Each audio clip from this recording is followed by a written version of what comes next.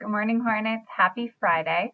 I wanted to congratulate you on your first full week, regular school, no different schedules, first actual week of school this year. Congratulations.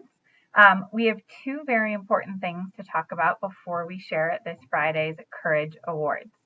The first thing I wanted to remind our community of is that Monday, September 27th is Picture Day. So not this next Monday, but the Monday after. Be prepared to take your picture for your student ID and the yearbook. The second thing I wanted to make sure we talked about was our student experience survey that we got to take earlier in the year, talking about how we felt about our experience as a student at CG High School. I wanted to share a couple of the things that are going really well at our school and a couple of things we want to continue to focus on. So here's what we heard from you. Things that are going really well. There were so many things that are going well at CGHS, and that is because of our incredible group of students and staff. Students say that they can learn at their school, that students of different cultural backgrounds, religions, races, ethnicities, gender identity, and sexual orientation get along well at school. We really have students and teachers who care about making everyone feel included and accepted. I have at least one friend at my school, which is really exciting to hear. We've improved our dress code. We have teachers who care about how we are doing and provide support when we're struggling. We work really hard as a school community, and we know what we want our outcomes to be. And we have great clubs, electives, and sports. We are so excited to hear about so many of the things you love about being at CGHS.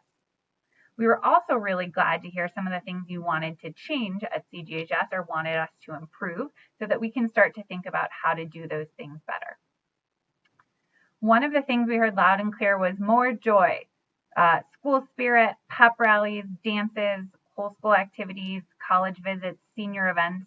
And the good news is all of these things are on the horizon, and we're starting to do lots of planning with our student government and our advisory representatives for a lot of these activities already.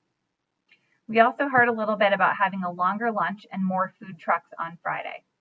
Unfortunately, we can't extend lunch due to how putting our lunch in between Northfield's two lunches, but we are going to work to have more food trucks on Friday and make sure that every student always has time to eat their lunch every day, even if we can't extend the lunch period in the day. We heard that hallways are crowded and congested. As a reminder, please walk on the right side of the hallway on both sides so that you can make sure that you are creating lanes to pass. And if you're stopping to have a conversation, you're doing so on the side and out of the way so that people can continue to pass by. We have a lot of students, and we want to make sure this is easy transitions. Lastly, feeling more supported, helping students express their thoughts, feelings, and emotions. We're excited in the coming weeks to be launching what we're calling an asset program. It's a fellowship we have to support student mental health and mindfulness in our school to help address some of the things that you guys were saying around needing support, expressing feelings and emotions during this time. We are so glad to get this feedback from you and can't wait to do all of these things in the near future. Next, we're going to transition to our Courage nominees. Here you can see our Courage nominees for each grade listed. Snaps to all of you who were nominated this week. What a huge honor. Right now, I'm going to kick it over to some teachers to share who are the winners for this week. Happy Friday, Hornets. Hey, it's Mr. Wilson. This week's 9th grade award for courage goes to Amelia Fernandez. Amelia exemplifies courage in all her classes, but I see it daily in creative engineering.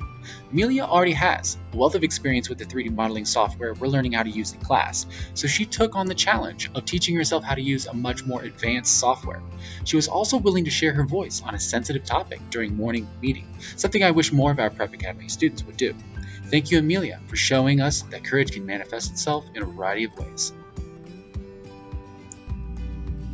This week's award winner for the core value of courage goes to someone who shows themselves honestly and authentically in each of their classes, especially what I can see in Spanish too. Adi Silva, thank you for being yourself. It takes a lot to do that, so thanks for the hard work, showing courage at all times. Good morning, everyone. I am excited to announce the 11th grade award winner this week goes to Evan Hudson. Evan, myself, and all of your other teachers can't stop hyping you up and about what an incredible start to your junior year you've had. After a year of virtual learning, it can be scary coming back in person, but Evan, you've hit the ground running. You continue to show up every day with a smile on your face and ready to take on whatever comes your way. Whether it's sharing out in Socratic seminar, presenting out in history class, or advocating for what you need, your teachers are so impressed with how you continue to show up and very courageous. Thank you, Evan, for being a role model and showing everyone else just how courageous you can be. Congrats. We all know that courage means to be brave. Courage means to try new things. But often we really think of courageous people as the people who are the loudest or the most bold people in the room being brave and trying new things.